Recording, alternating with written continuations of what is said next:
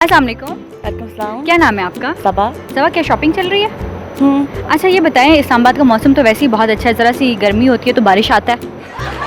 हमारे ज़बान में तो आती है, बिलावल ज़बान में तो आता है। जब बारिश आता है तो पानी आता है, जब ज्यादा बारिश आता है तो ज्यादा पानी आता है।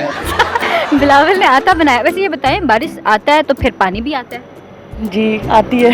इसको समझना पड़ेगा हमें कि जब बारिश आता है तो पानी आता है, जब ज्यादा बारिश आता है तो ज्यादा पानी आता है।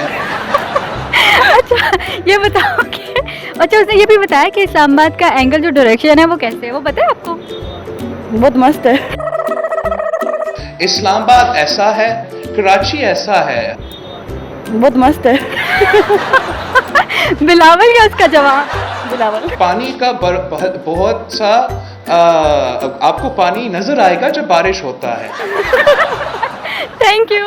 Thank you.